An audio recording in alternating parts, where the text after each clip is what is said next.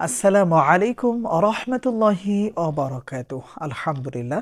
সম্মানিত দিনী ভাই ও বোনেরা, আমরা গত পূর্বের ভিডিওতে শিখে নিয়েছি সূরা বুরুজের 10 নম্বর আয়াতে কারিমাটি পড়ে আয়নার উপরে ফু দিলে কি হয়, অথবা আয়না তাওয়াফের দোয়া আমল শিখে নিয়েছি। আর আজ আমরা শিখব আয়নাটা পড়ে নেওয়ার পরে কিভাবে এই আয়নাটা ব্যবহার করতে হয়, অথবা এই আমলের মাধ্যমে আমরা কি কি উপকার পেতে পারি।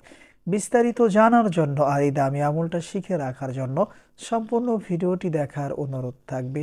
আর প্রতিদিন ইসলামিক নতুন নতুন ভিডিও সবার আগে দেখতে, আপনার পর্যন্ত পৌঁছাতে আমাদের এই ছোট্ট চ্যানেলটি সাবস্ক্রাইব করার অনুরোধ থাকবে। আর সম্মানিত দিনী ভাই ও বোনেরা, যারা পূর্বের ভিডিওটি এখনও দেখেননি, যে সূরা বুরুজের 10 নম্বর আয়াতে কারিমাটি পড়ে আয়নার উপরে ফু দিলে কি হয়, তারা অবশ্যই কষ্ট করে আমার চ্যানেলের ভিতরে প্রবেশ করে ভিডিওটি দেখে নেওয়ার চেষ্টা করবেন।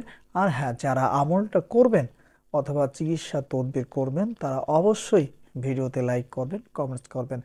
চ্যানেলে নতুন দর্শক হয়ে থাকলে অবশ্যই চ্যানেলটি সাবস্ক্রাইব করে অনুমতি নিয়ে আমলটা শিখে রাখার চেষ্টা করবেন।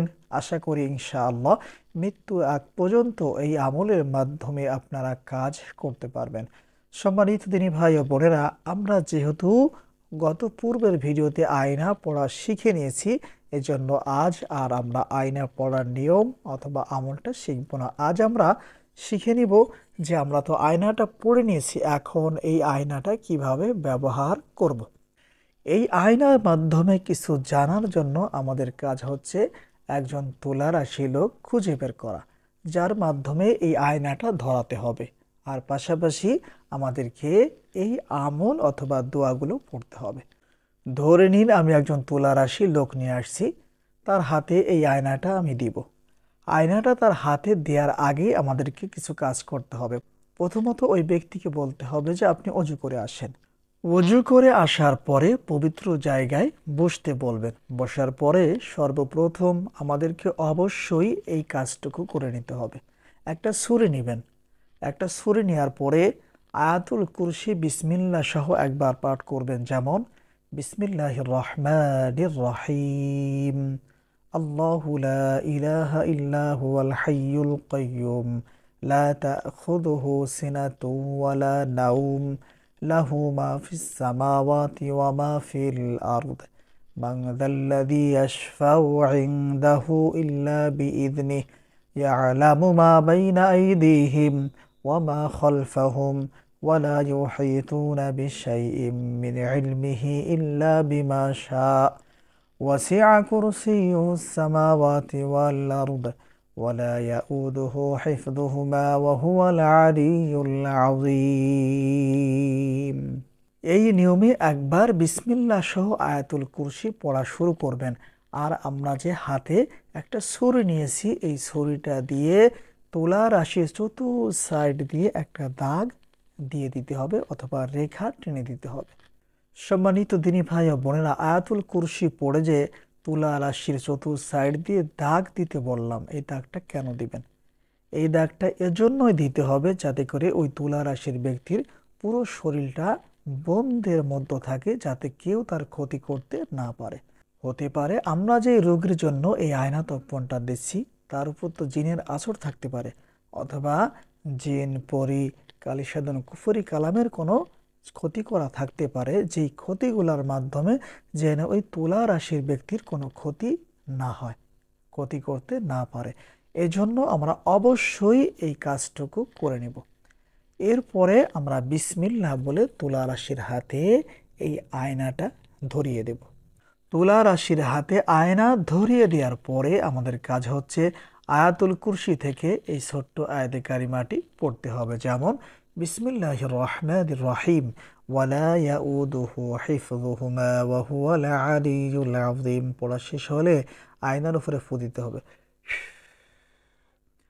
আর যেই ব্যক্তি তুলা রাশি, তাকে জিজ্ঞাসা করতে হবে যে আয়নার ভিতরে কোনো কিছু দেখা যাচ্ছে কিনা।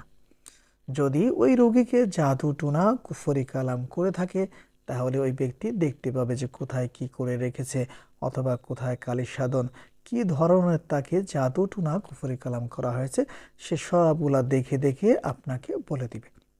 আর যদি তুলা রাশি ব্যক্তি বলে যে আয়নার ভিতরে জিন দেখা যাচ্ছে, তাহলে আমাদের কাজ হচ্ছে এই জিনটাকে আটকাতে হবে, বোতলের মধ্যেও ভরতে হবে।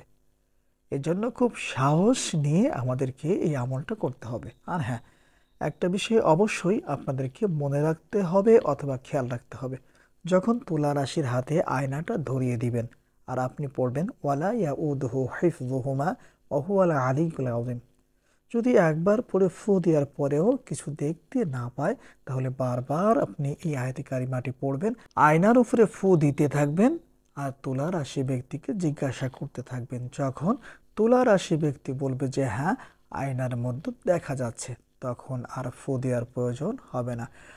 আর যদি তুলা রাশি ব্যক্তি বলে যে আয়নার ভিতরে জিন দেখা যাচ্ছে অথবা আয়নার ভিতরে জিন আসছে, তাহলে এখন আমাদের কাজ হচ্ছে এই জিনটাকে বন্দি করতে হবে অথবা আটকাতে হবে। এখন আটকানোর জন্য আমাদেরকে সর্বপ্রথম আগের থেকেই একটা বোতল সংগ্রহ করে রাখতে হবে, যেই বোতলের মুখটি আছে এমন একটা বোতল আমরা আগে থেকেই সংগ্রহ করে নেব। যখন তুলা রাশি ব্যক্তি বলবে যে আয়নার ভিতরে জিন দেখা যাচ্ছে, তখন আমাদের কাজ হচ্ছে এই জিনটাকে বোতলে বন্ধ করে নেওয়া। এখন এই জিনটাকে বন্ধ কিভাবে করবেন তা একটু খেয়াল করে দেখবেন এবং আমার কথাগুলো শুনবেন। ধরে নিন তুলা রাশি ব্যক্তি বলে দিয়েছে যে আয়নার ভিতরে এখন জিন দেখা যাচ্ছে অথবা জিন আসছে, তাহলে এখন আমাদের কাজ হচ্ছে আমরা যে বোতলটা সংগ্রহ করে নিয়েছি ওই বোতলটা আয়নার সামনে ধরতে হবে।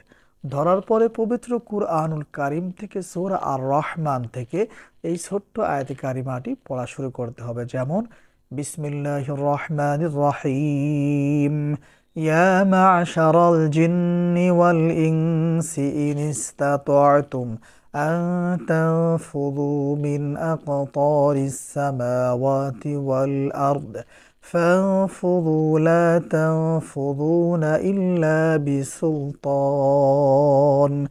সূরা আর রহমানের এই আয়াতে কারিমাটি বারবার পড়বেন, আয়নার উপরে ফু দিবেন এবং ডান হাতের আঙ্গুল দ্বারা আয়নার উপরে টোকা দিবেন, যত সময় পর্যন্ত ওই জিন বোতলের মধ্যে প্রবেশ না করবে তত সময় পর্যন্ত সূরা আর রহমানের এই আয়াতে কারিমাটি পড়বে, আয়নার উপরে ফু দিবেন আর ডান হাতের আঙ্গুল দিয়ে আয়নার উপরে টোকা দিবেন। যখন তুলা রাশি ব্যক্তি বলবে যে বোতলের মধ্যে জিন প্রবেশ করেছে, তখন আপনার অথবা আমার কাজ হচ্ছে বোতলের মুখটিটা আটকিয়ে দিতে হবে। সম্মানিত দিনী ভাই ও বোনেরা, এই নিয়মে আমলটা কমপ্লিট করতে হবে। যদি রোগী জাদুর রোগী হয়ে থাকে, তাহলে তুলা রাশি ব্যক্তি বলে দিবে যে তাকে এই জাদু করা হয়েছে, নষ্ট করা হয়েছে, যেইগুলোর মাধ্যমে জাদু করেছে সেগুলা কোথায় পুঁতে রেখেছে সবগুলা A to Z আপনাকে বলে দিবে।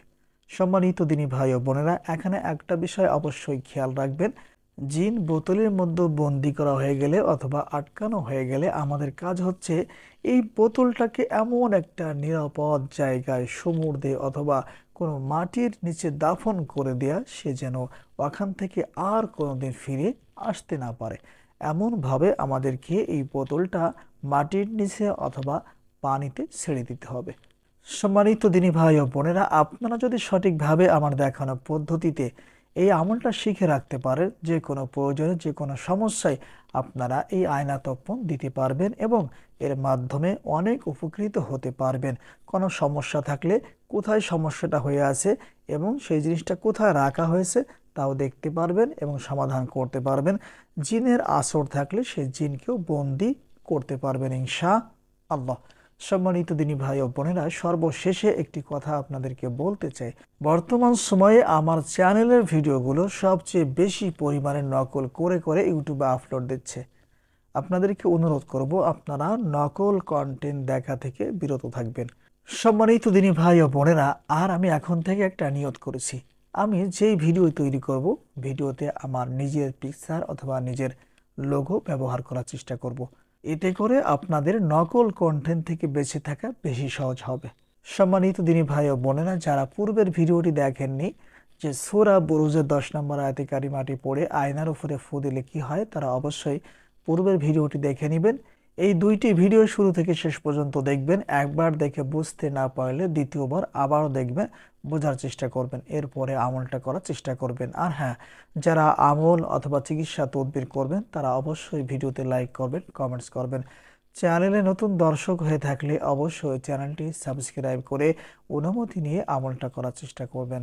আসসালামু আলাইকুম রহমতুল্লাহ।